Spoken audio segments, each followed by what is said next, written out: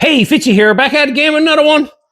Arccaptain sent me a new welder, the Mig 205 Pro. They sent me this welder to try it out. Now, here's the thing. I like my 200, okay? The Mig 200. The problem I'm having is like, why do I need to replace my 200? It's a good welder. Now, there's a lot of guys out there that have done tests on this here, used all the parameters and used the actual welders. But what we're going to do is something a little bit different. We're going to compare the 200 MIG to the 205 Pro. Stick around.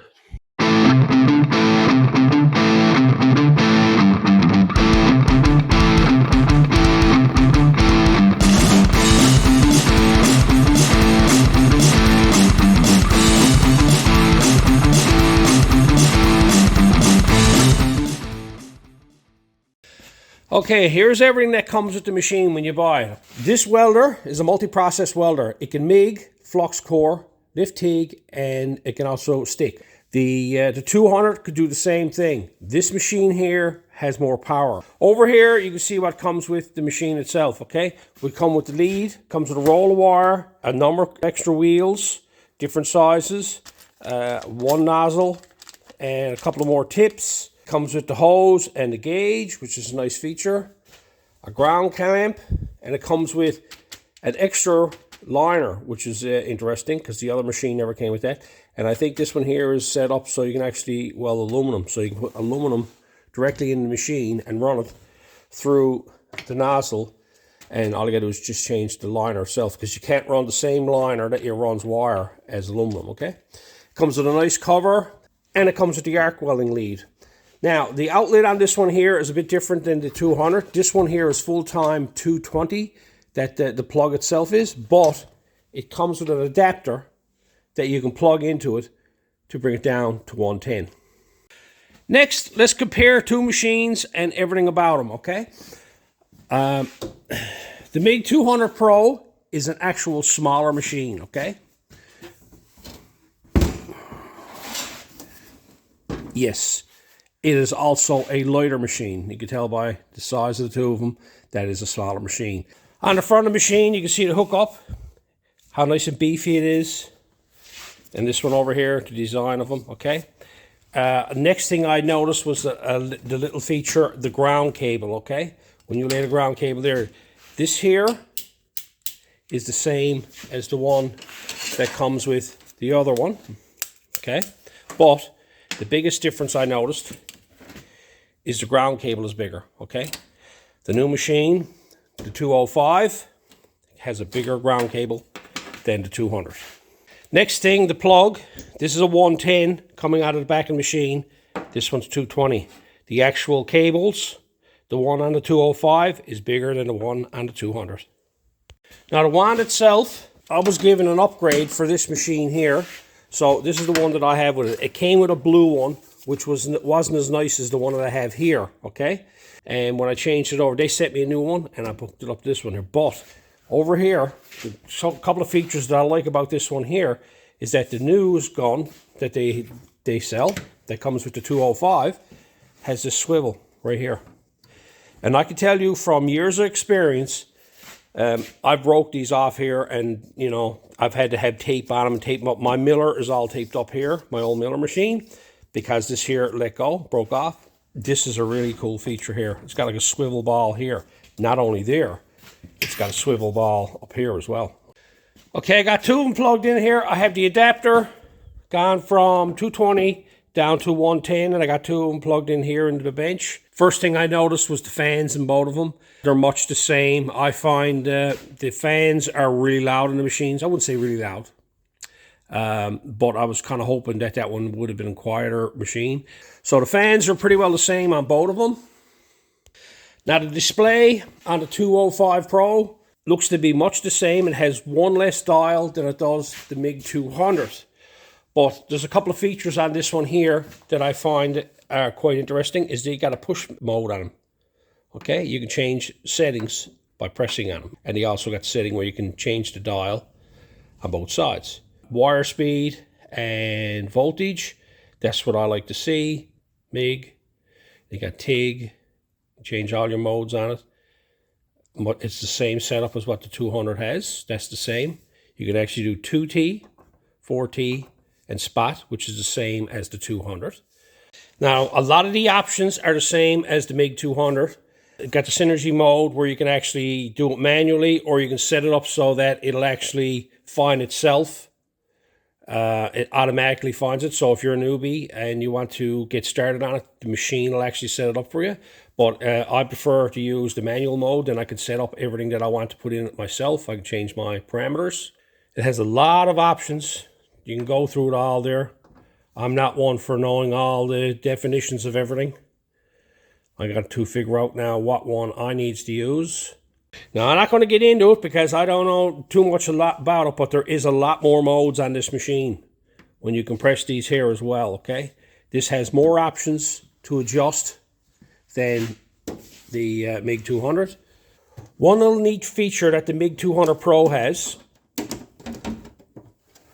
it has a light on the inside of it.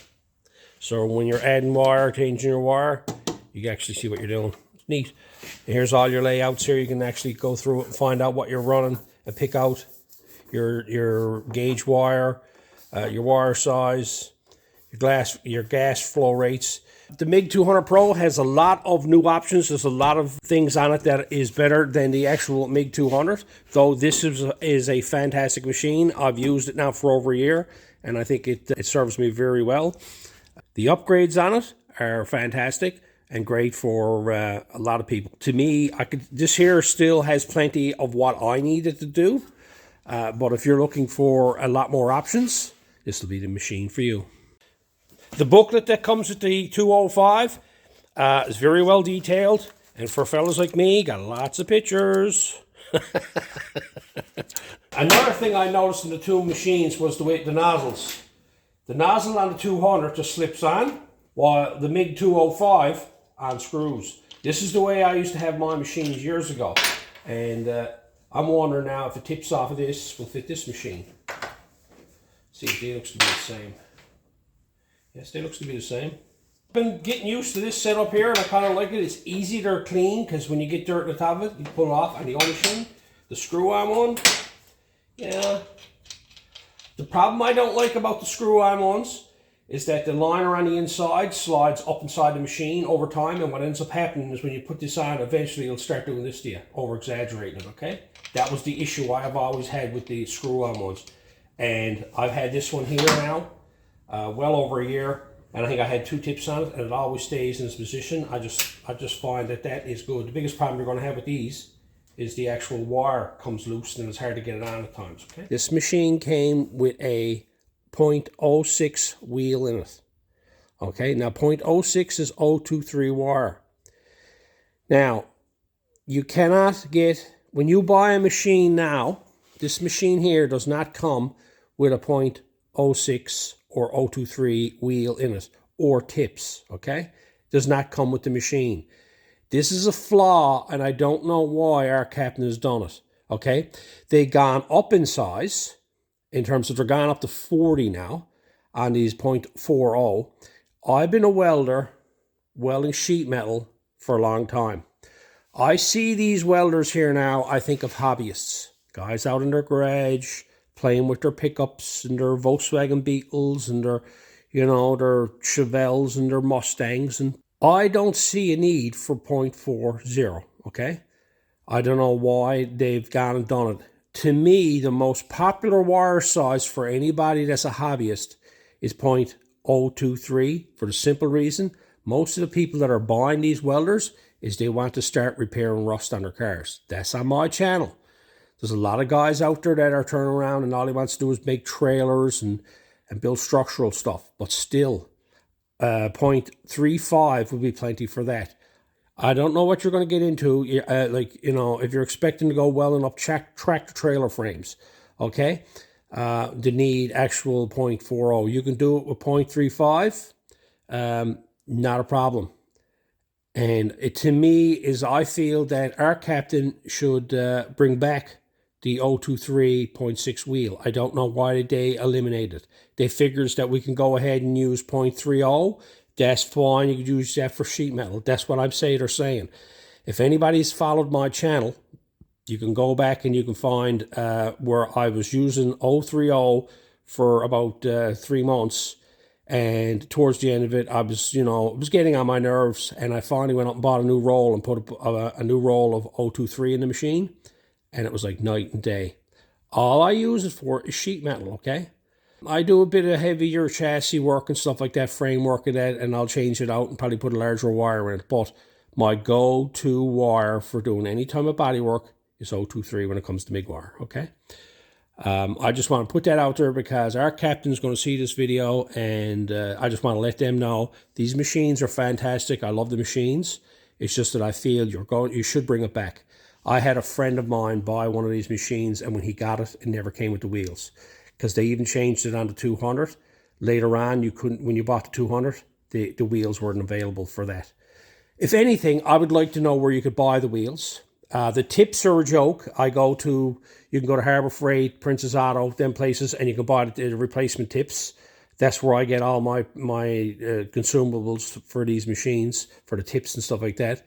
I have them here. The tips are not the problem, it's the actual drive wheel. And what I mean by drive wheel, we're talking about this one here, okay?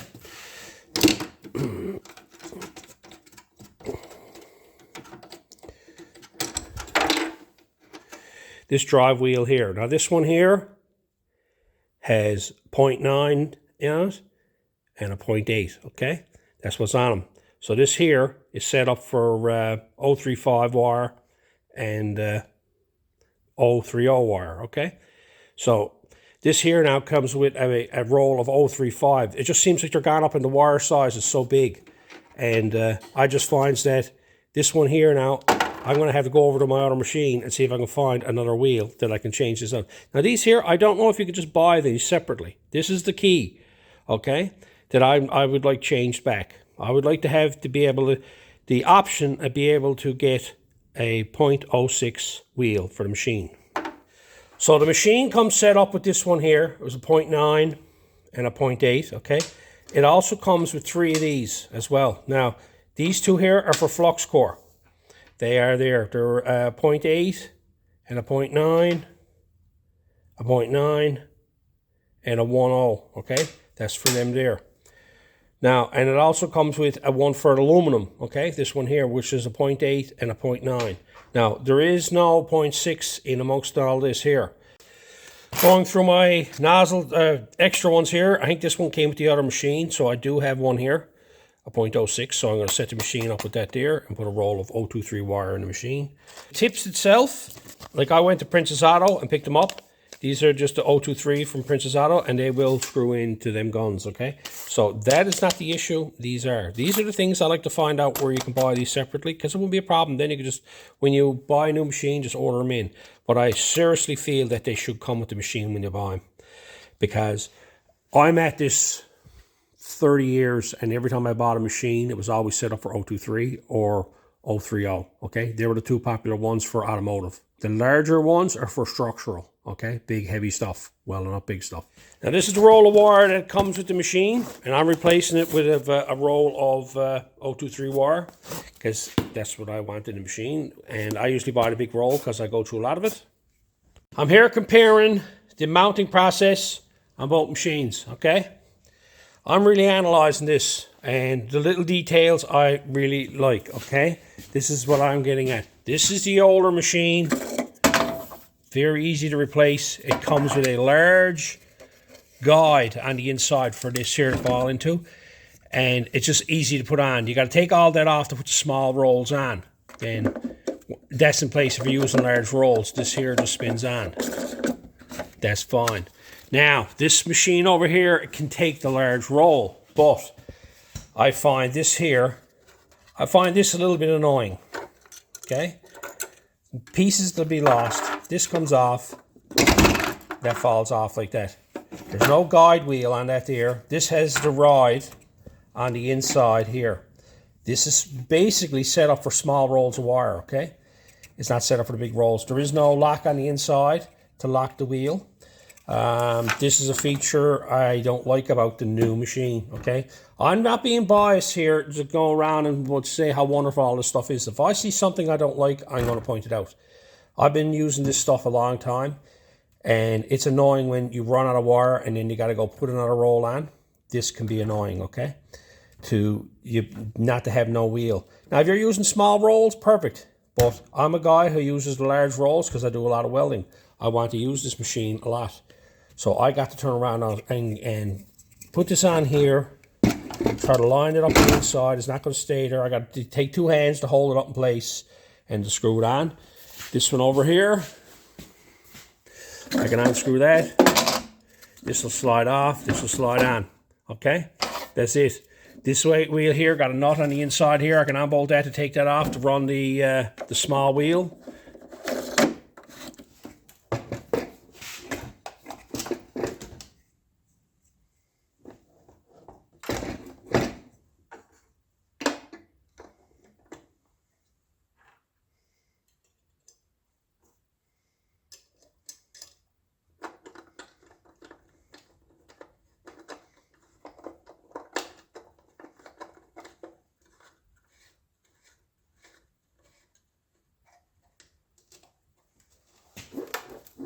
I now have it set up with the 023 wire. I got to put in there. I have the settings set up the same as what I had on this one the last time I used it.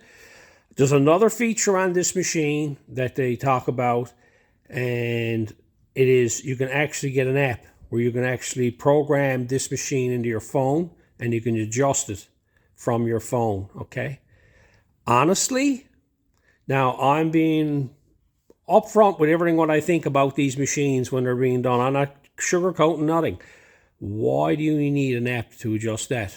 You're lying underneath a car and you want to change your phone. You want to change your adjustments so you can take out your phone and do it. What are you doing with your phone in your pocket when you're welding underneath a car?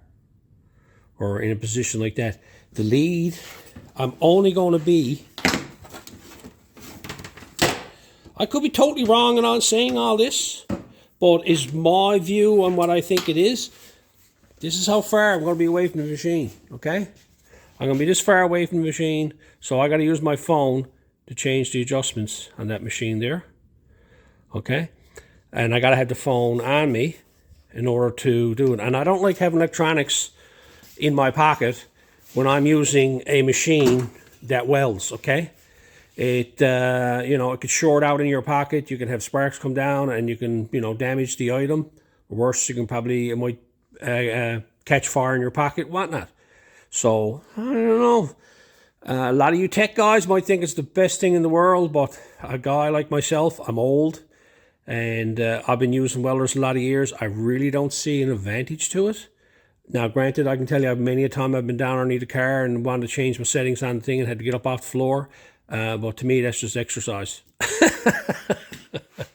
But it's an option. Like I'm saying, there's a lot of cool little features in this machine, this new machine, that a lot of people would like. I'm very, very basic. I like simple things. I've had this welder a while now, and I'm finding it very hard to make a video on it because I just like that machine. That's it. As simple as that. Here's another feature I'm going to go over on a new machine that I don't like, okay? It's not so much that I don't like it, it's just that it's an inconvenience, and I don't think, to me, if something's not broke, why fix it, okay? This machine I've been using it for over a year now. I think it's fantastic, it's great. I like all the options it got on it, and I've after welding a lot of sheet metal with this here, and it hasn't given me no trouble, okay? This machine here comes equipped with a 220 plug, all right? The old machine comes with a 110 plug. I have to put an adapter onto this to change this over to 110. So now when I plug this into the wall in my garage, I got to have this hanging off the back of it like this. So what's the chances of that staying in the wall when you plug it in? You plug it in, there's an awful weight on that plug to plug that in. Now, this machine here can do 220 as well. It comes with this plug. Okay, you just plug that into there, and you plug that into your outlet, your 220 outlet. That's much cleaner, okay? It seems to me this machine is designed and set up for anybody wanting to do big, heavy work because it's already set up for it. I get that, okay? The machine has a lot more parameters that you can adjust. It has a heavier cords, heavier grounds, all that type of stuff. All great stuff. To me, as a hobbyist, working on automotive, cars, that type of stuff, all them options on this machine here are cool, but the options that are on this machine, the gear that's on this machine was fine. There was nothing wrong with it, okay? Like when they contacted me about this machine, they asked me about doing a thing on it, and I got a bit of a debate, like, why did you change things, and, you know, what's the purpose behind it? I like the smaller part of it, where it's lighter, that's cool. I like that about that. It's more compact, that's another good feature on it. Like I said, I don't like that it don't come with the 023 wheels in it, or tips. I don't like the plug. I don't like the mounting mechanism on the wheel. But, we haven't even used it yet, but it's still a good machine. This is me coming from a body shop, you know, hobbyist, a fella who's got a, you know, 16 by 20 garage that goes out on Saturdays and picks at his little car. Does he need all these fancy options? Like that remote thing, I have no use for it. Absolutely no use for it. It's a cool feature. If you're a electronics geek, well, buddy, this is the welder for you. I'm just trying to be honest here with what I think about what the machines are. Like, I love the Arccaptain machines, don't get me wrong. I just, you know, I just find they upgraded to a bigger machine with a lot of more options. I just wants to point out that I'm going to try this out here now. I have it plugged into the wall. I've already had my bottle and gauge already set up, so I just bolted that to it. The gas setup is about 5. This is mounted on about 5 here. Some people has it a bit higher than that. I find these machines got a tendency to go through a lot more gas, and there's really no need of it. And I've been playing around with it, trying to save on gas, and I've been going a good wall with it too. So I got to turn down a small bit, and it's about 5 on the dial here, and so that's what my gas settings are set up at.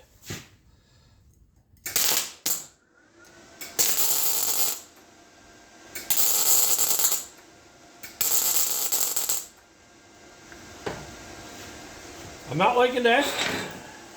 What I'm going to do now is I'm going to go over and see the settings that is on the machine for what it calls for, and I'm going to set it up close to that and work from there. Because that setting there, now I was welding thin sheet metal on the car the last time I was at it, so I had to have this type of thing going on, so I usually had it a little bit more. I'm going to about 16. I'm going to set it up with that first. Set it up with the higher setting that I usually have, which is... This is another setting I usually sets it up on. So I'm going to try this one down here now on that setting. This is equal to that one. I went and done the conversion from this one here to that there, and that's the number I come up with.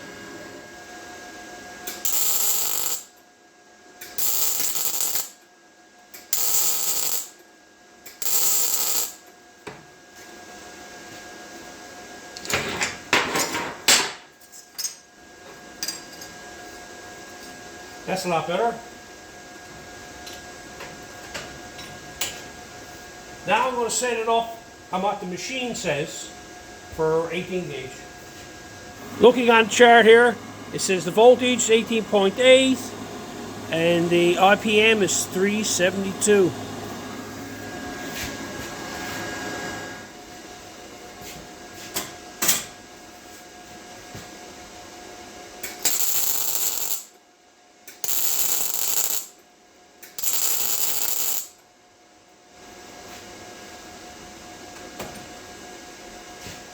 Now, there's a lot better weld, but I'm still feeling that there's too much wire speed.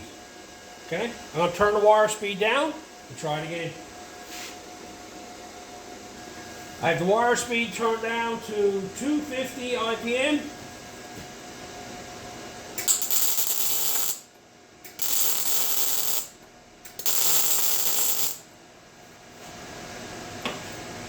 There's a crisper sound there now. That's the reason why you got to fine tune stuff. I really like them welds there. They're nice.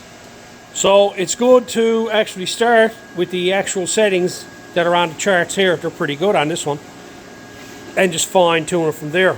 See here, these are the settings that the machine says. Okay, these 3 here.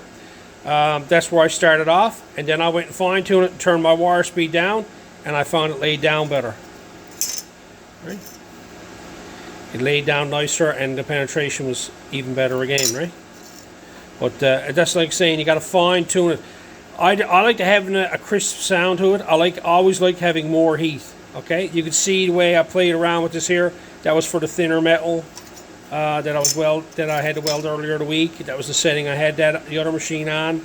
Then I turned around and I put the higher setting that I use on the other machine there, and then I went with the factory settings that machine comes with, the 205, to say what the setting should be for the actual steel that you're using. I'm old school, okay? I come from the Miller welder. When I had the Miller, had 2 dials. I had like 10 adjustments on it. You turn one up and you turn the other one around. That was your adjustments. This one here has a lot of adjustment on it, okay? And this one here has even more. This IPM, I think it's a bit, it's very, very fine tuning. It's probably better for if you're welding larger, heavier steels. Probably be good for that. But the adjustment, like how many times you got to turn that dial? Like for me to go back to 272, like, you know, I really got to turn that dial to get that to go back there. It's like it's very, very fine tuning. So the adjustments are very, very fine on that there, that you can adjust and play around with all that there, which is cool if you know, if that's what you really need. The more adjustments are good, but sometimes they can really be frustrating if you're in the middle of trying to get a job done. And the biggest problem I'm having is remembering my starting point, because I could get away from the welder and just trying to remember what modes you were in and what size wire you were using and all that type of stuff, right? The chart is a grand bit of help. I found it wasn't on the other machine, it was only in the instruction booklet, right? But yeah, I'm pleased with that. I just changed it over to 023, set the settings up according to the machine, then fine tune it from there, and I got a good little machine. You see me just doing these spot welds, that's all I do, okay? I don't run beads. You see fellas running beads, how nice it looks, all that type of stuff. Those guys, they run beads. When I'm doing auto body and sheet metal repair, I prefer to do it this way here, because you control your heat. Heat is your enemy, okay? When you start running beads on sheet metal, you end up warping it all up. You can have pretty looking beads on a sheet metal, but I can tell you right now, the metal's going to be a mess. You're going to have gallons of filler on your work. And that's the reason why I do it this way here, and that's the way I prefer that. I'm not going to get into what it is like welding heavy steel, because this is what I want it for. And there you have it. There's my take on the Arccaptain Mig 205 Pro. It is a good welder. Don't get me wrong. I love these Arccaptains, okay? Like I said, there's some options on it that, you know, to me, as an old guy, do I really need them? No. I love the nozzle, the wick, the knuckle and everything in it. I really like that feature on it. The light is cute on the inside of it. It's not just something I'd really want to have, but that's it. Like I'm telling you, like it is, the welders, the quality of the welders are still the same, okay? It's a good quality welder. They added a few features to me that, like, you know, how can you make something that's good better? And the only way they can do it is just by sticking a light in it and putting an app to it. So, you know, that tells you something about the welder. It's a heavier welder in terms of it can weld heavier steel. It's set up for that. The only drawback with it is, and Arccaptain, if you're watching this, bring back the 023 wheels, will you, please? Because I have a lot of people contacting me on the Arccaptain welders. You can weld with 030 on sheet metal, but I can tell you right now, it is so much easier with 023. If you're a hobbyist restoring old cars, doing sheet metals, putting quarter panels on, patches in quarter panels, all that type of stuff, you know, 023 is what you're going to find the best thing to learn on and to use. So, you know, that's just one of the big drawbacks I've been having with Arccaptain. But, you know, hey, you can't have everything, can you? They're great machines. I'm still going to continue on. I'm going to start using this one now and see, you know, get used to it, get the settings figured out. It's an abundance of settings on it, way more than this machine, okay? So, you know, it is a major step up from this machine. There's a lot of things else that it can do. It can do TIG. It can weld aluminum. If you want to go search on YouTube, there's a lot of videos on that. I'm not the one to talk about aluminum welding or TIG welding or arc welding, because that's not what I am. I'm a sheet metal guy. I got this welder to do my sheet metal work, so I'm going to cover sheet metal. So anyway, that's another one.